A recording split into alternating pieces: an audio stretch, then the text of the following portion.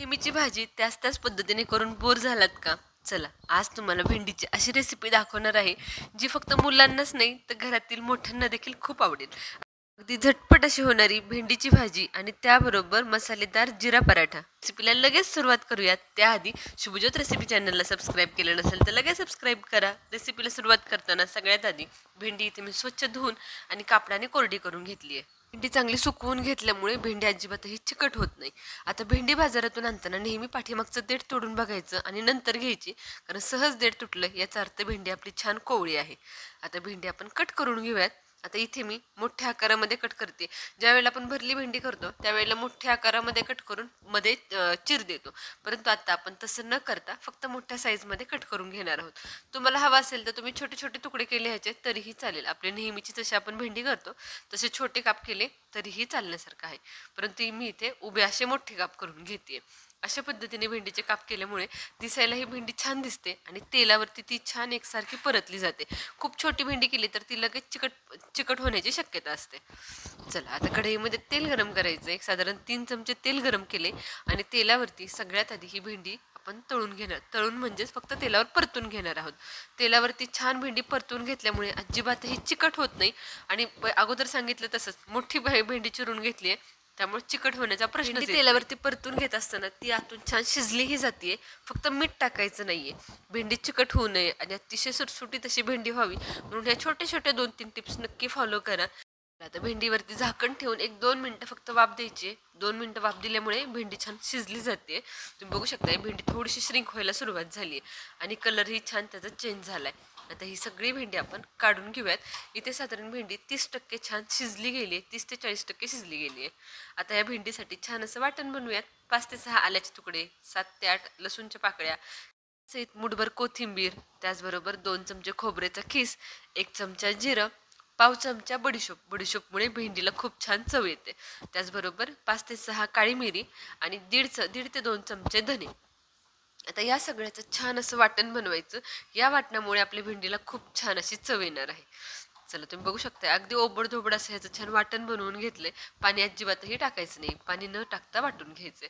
आता परत त्याच कढईमध्ये 2 चमचे तेल घालायचं आणि या तेलावरती हे सगळं वाटलेलं वाटण घालायचं. वाटण तेलावरती छान खमंग असं भाजून घ्यायचं. गॅस अतिशय लो ठेवायचा आहे.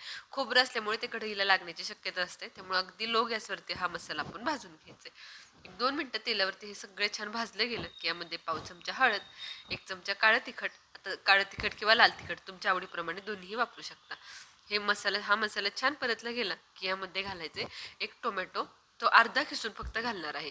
आता भेंडीची क्वांटिटी जर जास्त असेल तर 1 अख्खा टोमॅटो घातला तरी चालेल. इथं माझा मोठा टोमॅटो आहे, तो फक्त मी अर्धा खिसून घालते. टोमॅटो खिसून घातल्यामुळे भेंडीला छान आंबटसर अशी चव येते, त्यामुळे आवर्जून घाला. खिसून नाही घातला तर पेस्ट करून घातला तरीही चालेल. मसाला छान परतला गेला यामध्ये ही तळलेली भेंडी घालून घ्यायची आणि छान अशी खरपूस परतवून घ्यायची. तुम्ही बघू शकता अजूनही मी मीठ घातलं नाही. तुम्ही लवकर घातलं तर भेंडी आपली चिकट होण्याची शक्यता असते, त्यामुळे भेंडी छान परतली गेली, शिजली गेली की नंतरच यामध्ये मीठ घालायचे. आता इथे मी साधारण 1 चमचा मीठ घालून घेतले, जे की भेंडी आणि मसाल्यासाठी परफेक्ट आहे.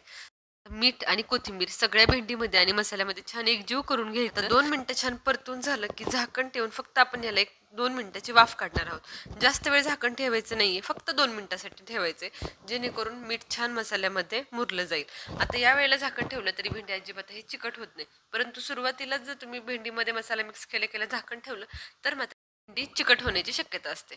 चला, तर झाकण ठेवून फक्त 2 मिनिटं मी वाफ दिली आहे. त्यानंतर छान परतून घेतले. आता यावरती 2 चमचे शेंगदाण्याचा कूट घालून घ्यायचा आहे. शेंगदाण्याचा कूट घातल्यानंतर परत एकदा भेंडी छान परतवून घ्यायची आणि भेंडी आपली इथे आता तयार झाली आहे. भेंडी बाजूला ठेव. आता घेऊयात याबरोबर खमंग असा जिरा पराठा करायला. अतिशय झटपट असा होणारा हा जिरा पराठा तुम्ही कोणत्याही भाजीसोबत खाऊ शकता आणि या मसाला भेंडीसोबत याचं कॉम्बिनेशन अतिशय अफलातून असं आहे. त्यासाठी सगळ्यात आधी आपल्या नेहमीच्या गव्हाच्या पिठाच्या कणकेचा एक उंडा काढून घेतलाय. त्याची सुंदर अशी छोटी पोळी लाटून घ्यायची. त्यावरती 2 चमचे तेल घालायचे. हे माझं तळणीचं तेल आहे. प्रत्येक रेसिपीचं तळणीचं तेल असेल ते मी नेहमी चपात्यासाठी वापरत असते. 2 चमचे तेल घालायचं, त्यावरती 1 चमचा जिरं घालायचं, अर्धा चमचा लाल तिखट, चवीप्रमाणे मीठ आणि थोडीशी कोथिंबीर घालायची. आता तुमची मुलं जर अगदी लहान असतील तर लाल तिखट थोडंसं कमी घातलं तरीही चालेल. त्यावरती सगळी कोथिंबीर, सगळे मसाले आणि हे जिरं पसरवून घ्यायचं आणि अशा पद्धतीने पोळी दुमडून घ्यायची.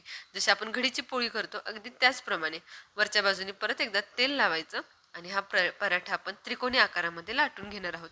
गोल लाटला तरीही चालेल, परंतु मुलीला थोडंसं वेगळं काहीतरी हवं असतं नेहमी डब्यामध्ये, म्हणून मी आवर्जून त्रिकोणी लाटून देते. मुलांचं असंच असतं ना, थोडंसं वेगळं दिसलं तरी ते खावंसं वाटतं आणि ते आवडीने खातात. त्यामुळे नेहमीच्या चपात्या सुद्धा जर वेगवेगळ्या आकारामध्ये दिल्या तर मुलं आवडीने आणि हौसेने खातील. चला, आता पराठा हा लाटून झालाय. नेहमीच्या चपातीपेक्षा थोडासा जाडसर लाटायचा आणि अगदी मिडियम गॅसवरती छान खरपूस भाजून घ्यायचा. जाडसर लाटल्यामुळे आणि अगदी मिडियम गॅसवर भाजल्यामुळे सगळे पराठ्याचे पदर अतिशय मोकळे सुटसुटीत असे होतात. हा पराठा नुसता दह्याबरोबर जरी खाल्ला नाश्त्याला तरी अतिशय टेस्टी असा लागतो. आता दोन्ही बाजूने तेल किंवा तूप लावून छान खरपूस असं ह्याला भाजून घेते.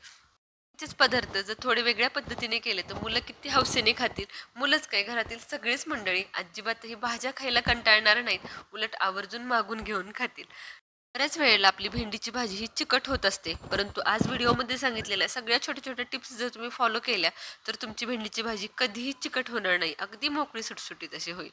चला, इथे दोन्ही पराठे मी छान असे भाजून घेतलेत. तुम्ही बघू शकता किती सुंदर असे ह्याचे लेअर सुटलेत, अगदी मोकळे दोन्ही लेअर अगदी छान मोकळे सुटसुटीत असे सुटलेत. आता हा टिफिनमध्ये ठेवून घेऊयात. मसालेदार असा हा जिरा पराठा, त्याबरोबर तिची फेवरेट लसुणी शेव आणि ही भेंडीची भाजी. परफेक्ट असा हा तन्वीचा आजचा टिफिन तयार झालाय. तुम्हीही तुमच्या मुलांसाठी हा टेस्टी टिफिन नक्की ट्राय करा आणि कसा वाटला मुलांना, त्याचबरोबर तुम्हाला, हे मला कमेंट सेक्शनमध्ये नक्की सांगा. अशाच नवनवीन टिफिन रेसिपीजसाठी शुभज्योत रेसिपी चॅनलला सबस्क्राईब करून ठेवा. आवडला असेल तर लगेच लाईकही करा. धन्यवाद.